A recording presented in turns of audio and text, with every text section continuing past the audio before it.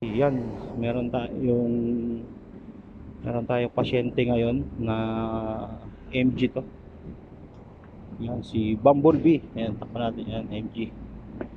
MG po yan, M60 GT. So, ang problema nito ay nag-overheat. So, yan. Yan, nag-overheat. So, okay yung fan, okay yung thermostat natin. So, check up natin, na troubleshoot na natin to yung mga pwedeng cause ng pag-overheat. So nung nakita namin sa baba, kasi merong mali dyan na sa pinakababa ng radiator, meron yung drain. Nung dinrain natin yan, walang lumabas na tubig. So sa reservoir niya, yan, kita natin yung reservoir na yan, may tubig pa. So pero nung binuksan natin doon sa drain plug niya, wala na, walang lumalabas. So ang ano niya, kung sundutin namin, maraming barado na. Ayan, maraming buhangin, bara kalakalawang na. So hindi tayo magpapalit ng radiator. Ang gawin lang ay papalinis natin. So pwede yun. So ayan, yan na yung pag-backlash nya. Backlash baby. Ayan.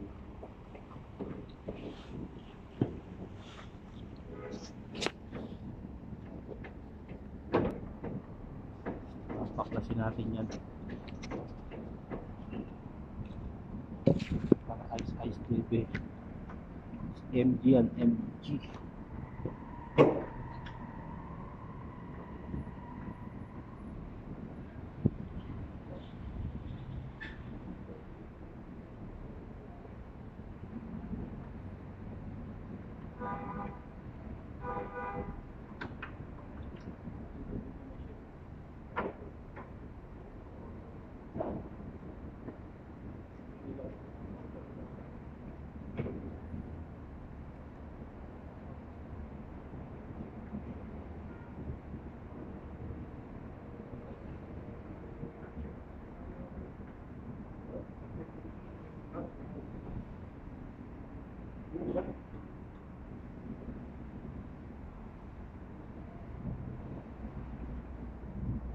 Buo.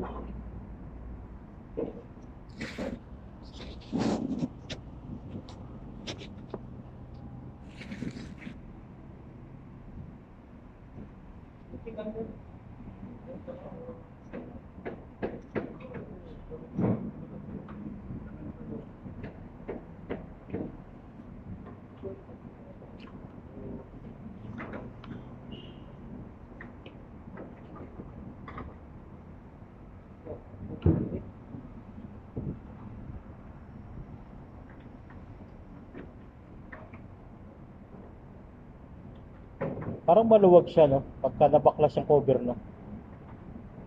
Maluwag siya tingnan. Ay, maluwag siyang gawin.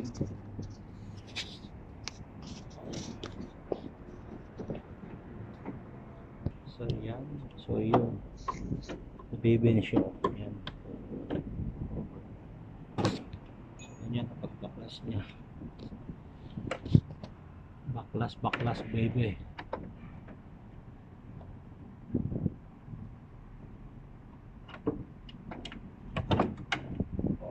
Balance naman yung hit niya kanina eh. Nagbara.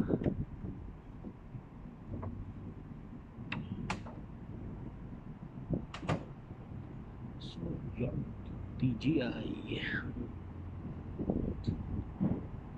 So, may turbo po yan si MG. Yung turbo.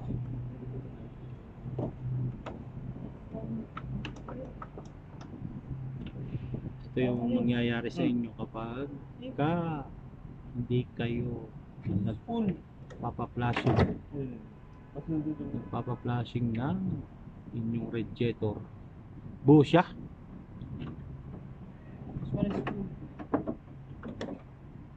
Hindi. Matatanggal yung cover niya sa ibabaw. Tatanggal yan.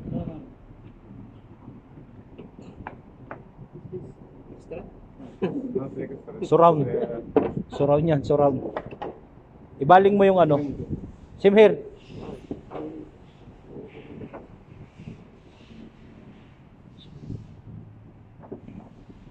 Tinitingnan nila ako buo pa. Tayo may video muna.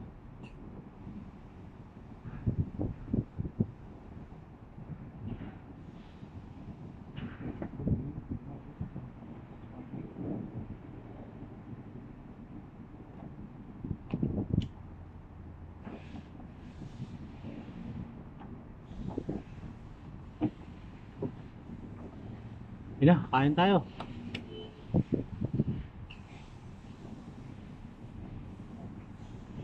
So, yan.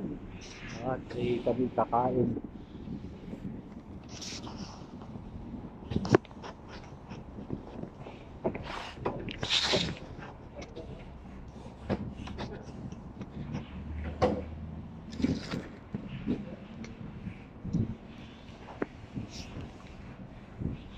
Kain muna tayo.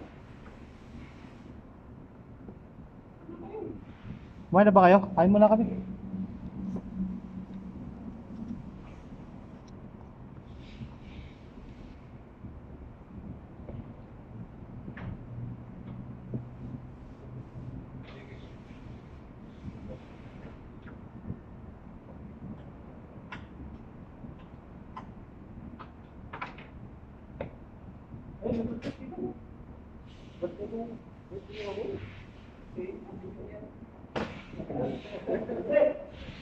My birthday, come.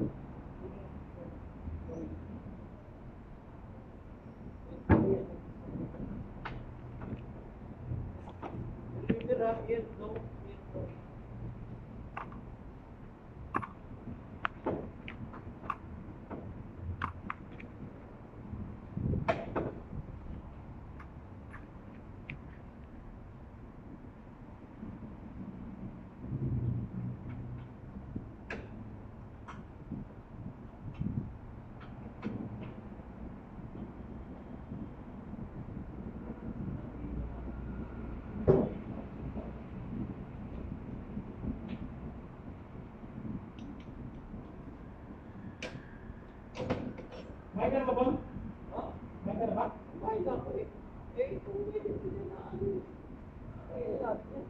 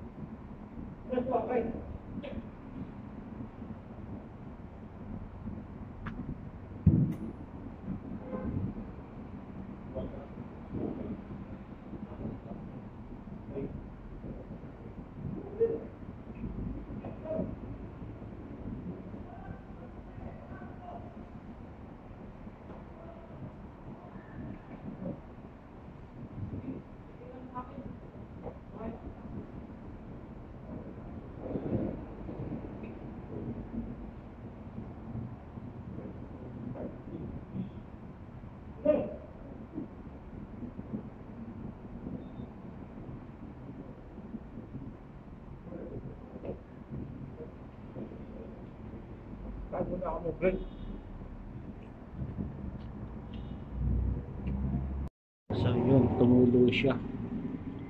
Inshallah. Mashallah. Yung may tubig naman sa radiator. But dito kanina binuksan natin, dito wala siya. There is sand here. That is not Open, but there is But- sand here.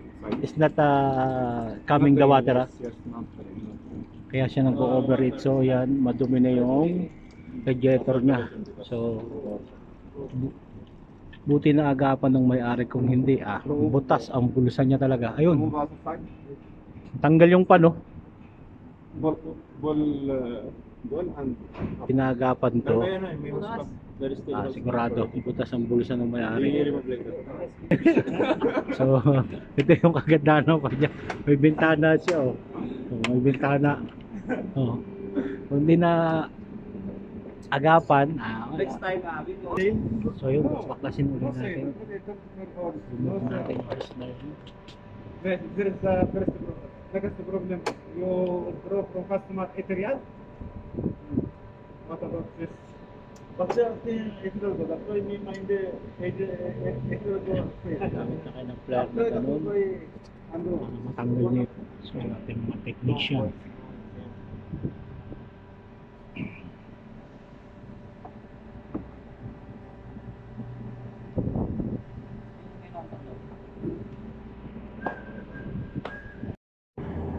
Sa tanggalin yung air filter para makaikot yung bracket niyang to. Yan. Kasi yung plastic na to buo. Ayun, tinanggal na yung magkamero ng space. Hindi kasi matanggal yung kanyang yung intake na plastic.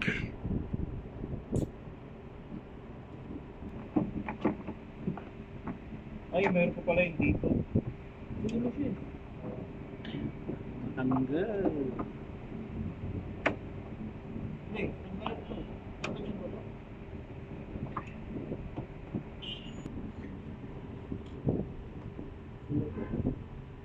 Pero kung di napansin ng may-ari nito, butas ang bulsa niya rito. Oh, nag-warning. Naagapan niya eh. Pero kung di niya naagapan, sigurado. Buka yung wallet niya rito. Kakamti lang yung nakuha natin tubig eh. Hindi naglalagay ng tubig to. Dahil puno na ng buhangin. Puno yung kanyang reservoir. Hindi, sa radiator dapat marami may makukuha pa rin tayo. Reservoir dito, nasa kalahating litro to eh. Tingnan mo yung nakuha natin doon sa sinahod mo. Hindi siya nagbabanto. Or, Puno ng buhangin. Puno ng buhangin. kasi nasa level yung ito eh. Yung reservoir niyang to eh. Hindi bumababa yung tubig.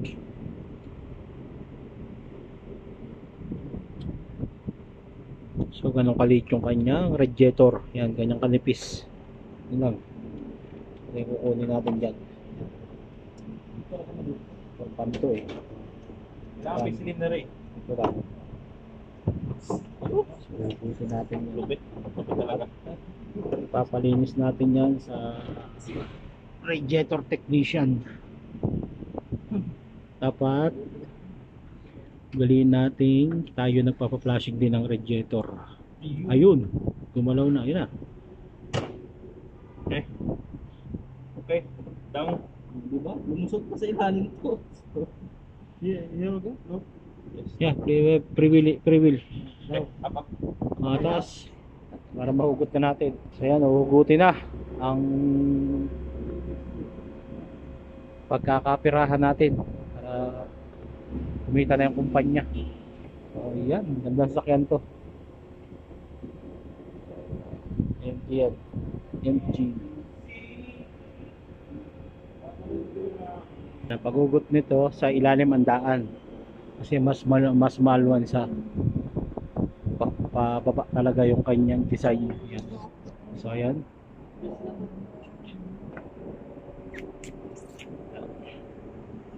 So ang kanyang birada ay yun, yung lock na plastic na yan.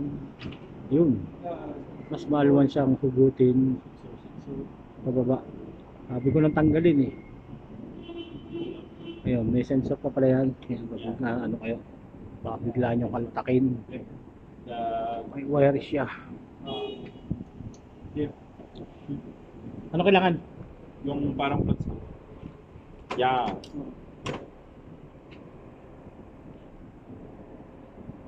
So dalawa yun. Di, lock ano lang. Yung lock niya lang.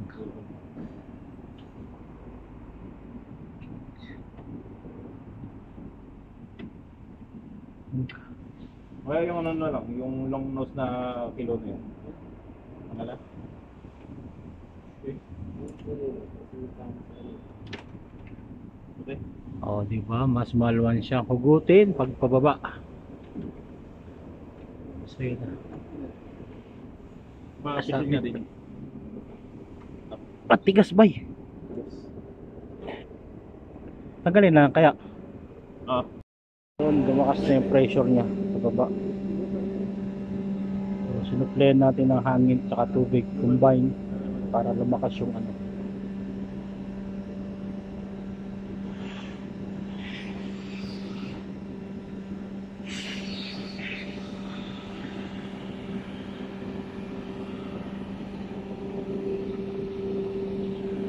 Takip yung mga dumi-dumi niya.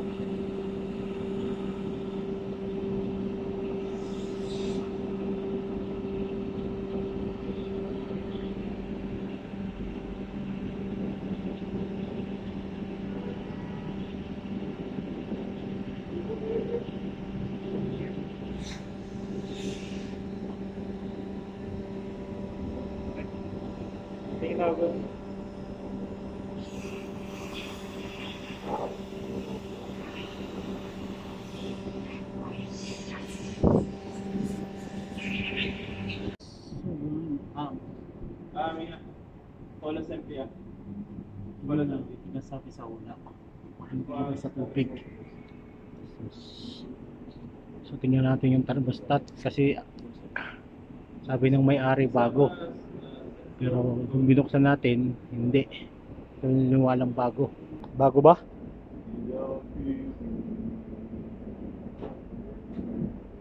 Ang pangit ang design ng ano niya, no? Thermostat. Dumi. So yan ang thermostat niya.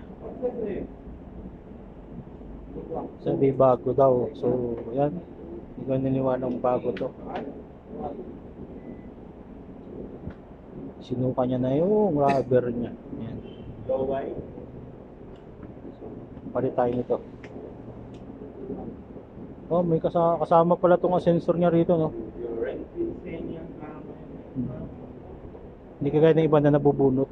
Kasi buo talaga siya. Buo siya.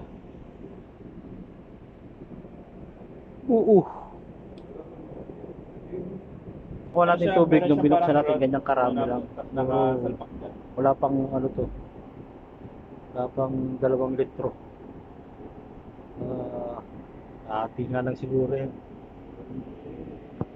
So ganun na siya kalinis sa loob.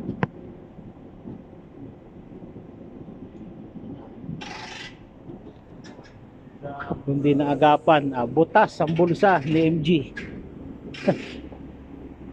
Kawawa sana si MG, butas sana ang pitaka niya. Hindi naagapan. Ito na, at waiting tayo ng spare parts niya. Ayan si MG, ating so napakaganda lang MG nito sa loob. Yan, hindi mahal. So yan.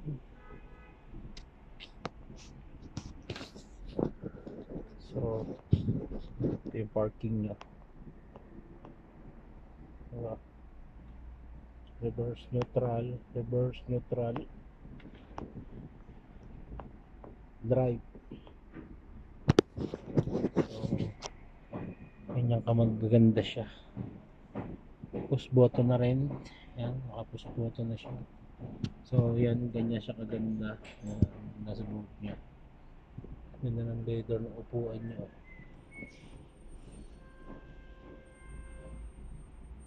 Oh, ganda ng lead ng manubela niya. So ito naman yung so ayan, ano siya kaganda. Kung hindi ko napansin ng driver, ng may-ari, ng customer, butas ang bulsa niya talaga, baba ang makina niya.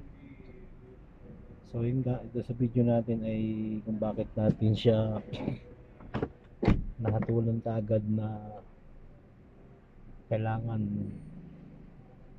linisan yung radiator kasi nga barado na, nabarahan na ng mga dumi-dumi, buhangin tsaka putik, pero nakakolan siya. Siguro dati tubig-tubig lang nilalagay niya. Kaya dapat talaga pagka medyo mataas ng mileage natin sa ganitong mga sasakyan natin, nagpapa radiator flushing na tayo. Siguro hindi na masama yung mga 80 to 90,000 kilometers. Ayan, magpaano na tayo pagkagaling sa brand new.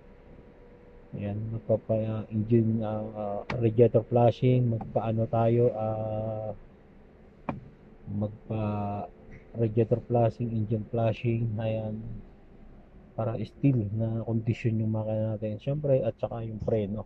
Ayan, brake fluid. Dapat nagpapapalit na tayo yan every 50,000. Hindi malayo kasi ng copy preno natin, ng copy preno.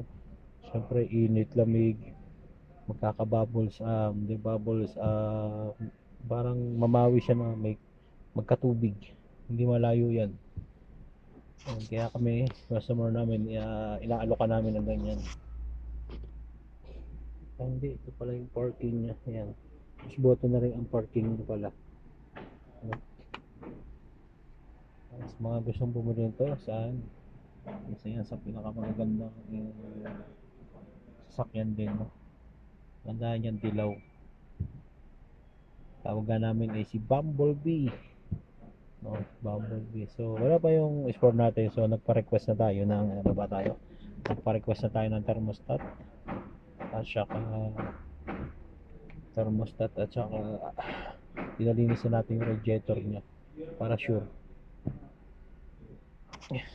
So kasi kanina, ayan, nandito yung kanyang reservoir, yung coolant niya, pero hindi niya naipasok talaga lahat sa makina.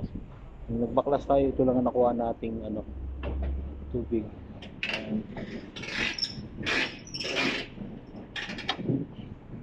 Sabi pa ni customer, bago daw to, kapapalit na lang. So hindi ko alam, pero parang hindi siya bago talaga, no? So yan, ito na yung baga sa atin, inaamag na siya, inaamag na siya. So bakit? Kasi gumagamit na siya ng tubig. Ayan, yan na magsisimula yan.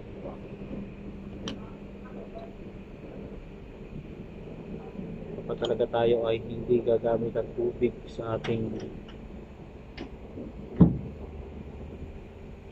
radiator, ayan, yung puti-puti na yan. Yan, Tagalog yun.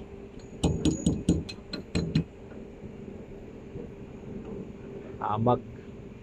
Kumbaga sa kahoy, inaamag na. Anaamag na. Nababak na.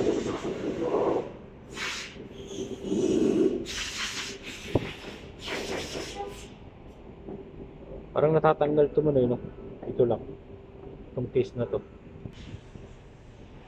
So kung di niya naagapan ni customer to, sigurado wasak ito. Wasak. Buti na